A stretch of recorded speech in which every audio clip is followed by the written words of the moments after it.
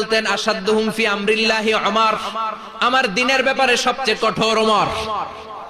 বিশ্বনবী বলতেন আমার পরে কোনো নবী নাই, কোনো রাসূল নাই, তবে আমার পরে যদি কেউ নবী হতো আমার ওমর নবী হয়ে যেত।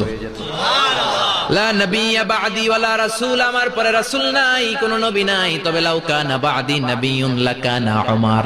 প্রভু তুমি বলেছো রাসূল দেবে না, বলনি দেবে না ওমর, বলনি দেবে না হামজা তারিক, খালিদ বিজয়ী সমর। প্রভু তুমি বলেছো রাসূল দেবে না, বলনি দেবে না ওমর, বলনি দেবে না হামজা তারিক, খালিদ বিজয়ী সমর। প্রভু তুমি বলেছো রাসূল দেবে না। আল্লাহু আকবার। মদিনায় যত মুনাফিক ছিল জমের মতো ভয় পাইতো সাইয়েদনা ওমরকে। শয়তানদের লিডার ইবলিসও ভয় পেত ওমরকে।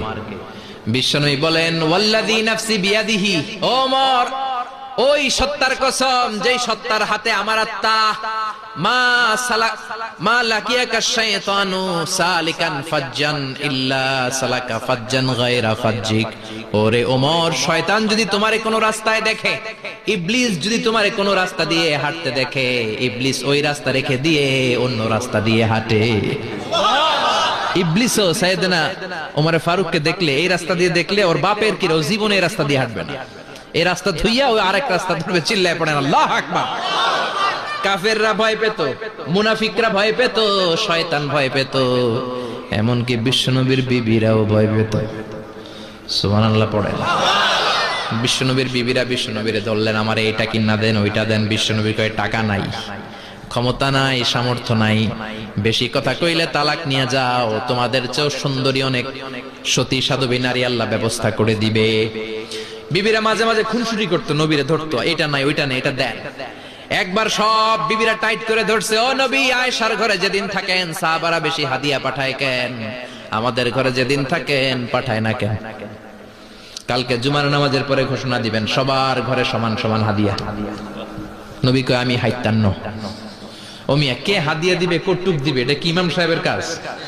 ইমাম সাহেবের বাসায় কে কোন দিন কি খাওয়াবে, কি গিফট দিবে, এটা তো কে যে গিফট দিবে তার ব্যাপার। বিশ্বনবী বললেন আবু বকরকে সবাই ভালোবাসে, তাই আবু বকরের মেয়ের ঘরে যেদিন আমার ডেট পরে থাকার সময়, ওই দিন হয়তো বেশি হাদিয়া পাঠায়, তোমাদের ঘরে পাঠায় না। আমার বলার কোনো সুযোগ? বিবিরা কয় না, আপনারে বলতেই হবে। নবী কয় আমি পারবো না। বিবিরা কয় পারবেন। ইন দ্য মিন টাইম দরজার উপর থেকে কে যেন সালাম দিল, আসসালামু আলাইকুম ওয়া রাহমাতুল্লাহ। বিশ্বনবী বললেন ওয়া আলাইকুমুস সালাম। বিশ্বনবী বুঝতে পারলেন সালামটা আমার ওমরের সালাম।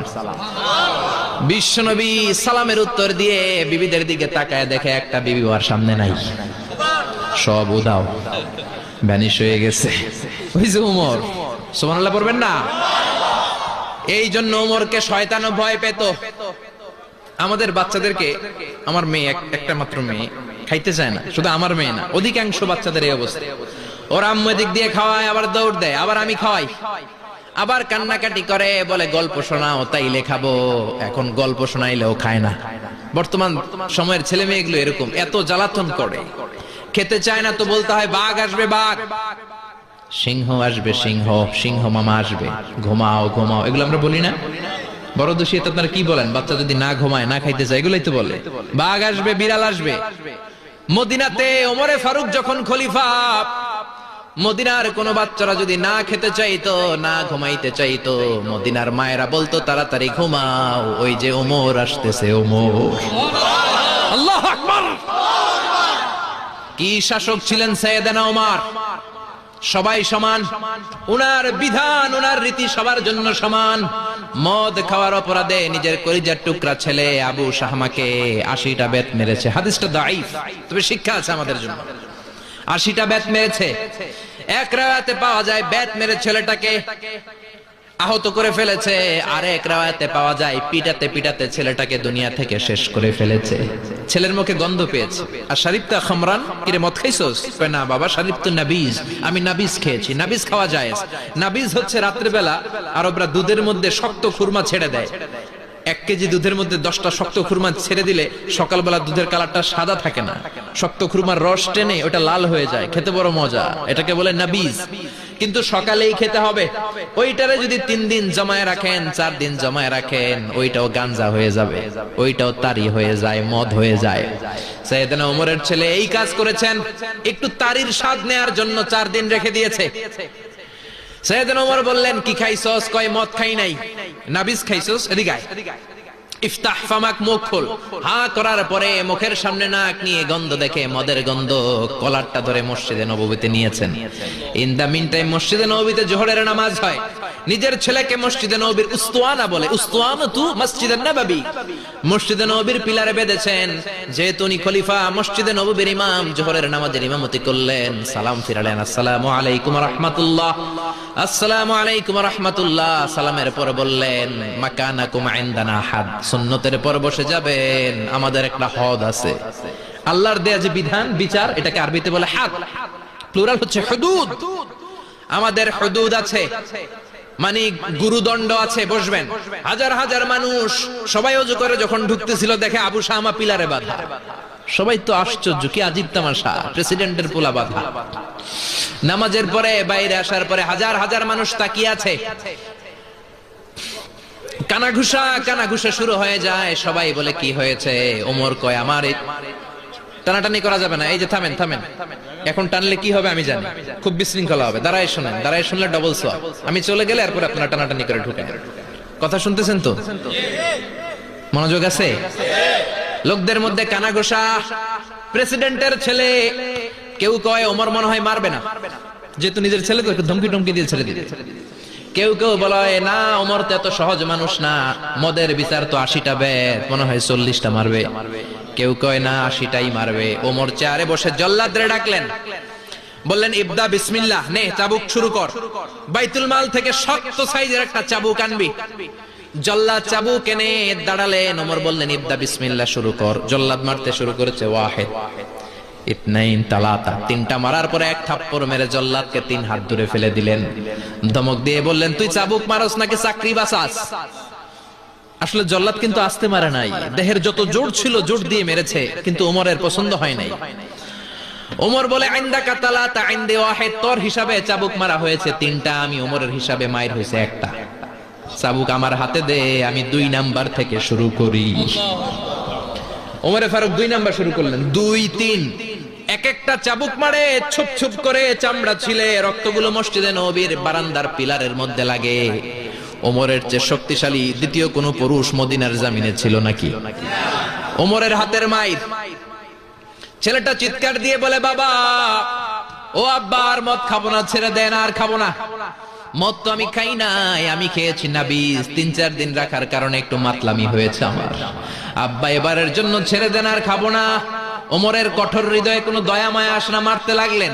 এবার আবু শাহামার মা, ওমরের বউ, পায়ের মধ্যে ওমরের পায়ে পড়ে ডেকে বলে, ওমর, আমার কলিজার টুকরা ছেলেটারে মারিস না। 30টা বাড়ি মারা হয়েছে, আর বাকি 50টা বাড়ির জন্য এক একটা চাবুকের বিনিময়ে আমি এক একটা ওট আল্লাহর রাস্তায় সদকা করব রে ওমর। সাইয়েদনা ওমর বলে, এর নিয়ে যাও। আবু শাহামার মা ওট দিয়ে আল্লাহর জাইন, চাবুকের বাড়ি থেকে একটা বাড়িও কমানো যাবে না, 80টা বাড়ি দেয়া পর্যন্ত পৃথিবীর কোন শক্তি আবু শাহামারে আমার হাত থেকে ছুটাতে পারবে না। আবু শাহামার মা কাঁদতে লাগলো। ওমরের মনে দয়া মায়া হয় না। 40টা বাড়ি মারার পরে ছেলে বেহুশ, 50টা মারার পরে আবু শাহামা দুনিয়া থেকে শেষ। সবাই নিস্তব্ধ, নীরবতা, পিন ড্রপ সাইলেন্স, পিন পতন নীরবতা। রাগে তখনও গড়গড় করছে ওমর। সাইয়েদনা ওমর বললেন, গোসল দে, জানাজা দে, কবর দে। কবর দেওয়ার পরে ওই কবরের উপর 51 নাম্বার থেকে মারা শুরু করলেন। 52, 53, 60টা, 70টা, 80টা চাবুকের বাড়ি কবরের মধ্যে, বিশাল বিশাল বড় বড় বাড়ি মেরে আঘাত করে আল্লাহরে ডেকে বললেন, আল্লাহ, আমার ছেলে হওয়ার কারণে, প্রেসিডেন্টের ছেলে হওয়ার কারণে আমি পার্সিয়ালিটি করি নাই, একটা চাবুকের বাড়িও কম দেই নাই। কিয়ামতের দিন তুমি আমারে জালিমদের কাতারে দাঁড় করাতে পারবা না। আল্লাহু আকবার। ওই ওমরের শাসন যদি দেশে থাকতো, দেশটারে মদিনা বানাইতো কে? এখন রিকশাওয়ালার পোলার জন্য এক নিয়ম, প্রধানমন্ত্রীর পোলার জন্য আরেক নিয়ম। কুলিওয়ালা ঠেলাওয়ালার জন্য এক নিয়ম, প্রেসিডেন্টের মেয়ের জন্য আরেক নিয়ম। জোরে বলেন ঠিক কিনা? সবার জন্য যদি এক নিয়ম হতো, চুরি করলে যদি হাত কাটা হতো, জিনা করলে যদি পাথর মেরে গর্দানটা উড়িয়ে দেয়া যেত, বাংলার জমিনে আর কোনো চোর আর জিনাখোর পাওয়া যেত না। চুরি করলে হাত কাটো কার আইন? তবে এটা কলা চোর, মুরগি চোর, ডাব চোর, আম চোর না। যেই চোরগুলো একটা কলমের সিগনেচারের খোঁচায় দেশের 1000 কোটি টাকা মেরে দেয়, ওই চোরদের হাত আগে কাটতে হবে। যেরকম ঠিক কিনা? এক কলমের খোঁচায় শেয়ার বাজার খাইয়া ফেলায়, হলমার্ক খাইয়া ফেলায়, দেশের টাকা সুইজারল্যান্ডে পাঠায়, ওই চোরগুলার হাত। জোরে বলেন ঠিক কিনা? এজন্য বিশ্বনবী বলতেন, আসাদুহুম ফি আমরিল্লাহি উমর। আল্লাহর দ্বীন বাস্তবায়নে সবচেয়ে কঠোর সাহাবী ছিলেন ওমর। আবু বকর ছিলেন নরম, ওমরের মেজাজকে গরম বানাইছে কে? এই জন্য ইসলামের মধ্যে যেমনি সহনশীলতা আছে, আবার ইসলামের মধ্যে বিদ্রোহ আছে না নাই? অন্যায় দেখলে থামিয়ে দেওয়ার দরকার আছে। বান্দা খালি রোজা রাখে, ফেরেশতারা কিছু লিখতে পারে না আমল নামায়, কারণ আল্লাহ বলে এটা কিছু লিখিস না, কারণ as-সাওমুলি, এই রোজা রাখছে আমার জন্য, ওয়া আনা আজজি বিহি, এই রোজার সওয়াব, প্রতিদান, অ্যাওয়ার্ড এটা কিয়ামতের দিন আমি আল্লাহ নিজ হাতে দেব, নিজ হাতে দেব। আরেক বর্ণনায় এসেছে ওয়া আনা উজজাবি, আমি আল্লাহ নিজেই হয়ে যাব রোজার প্রতিদান। সুবহানাল্লাহ পড়েন। আবার আল্লাহর হাবিব বলেন, ইন্না ফিল জান্নাতি সামানিয়াতু আবওয়াব, জান্নাতের দরজা মোট 8টা, ফিহা বাবুন ইউসাম্মা আর-রায়্যান, 8টা দরজার মধ্যে স্পেশাল একটা দরজা আছে, ওই দরজাটার নাম হলো আর-রায়্যান। রায়্যান দরজা, লা ইয়াদখুলুহু ইল্লা সাইমুন, রোজাদাররা ছাড়া কেউ ওই রায়্যান দরজা দিয়ে জান্নাতে ঢুকতে পারবে না।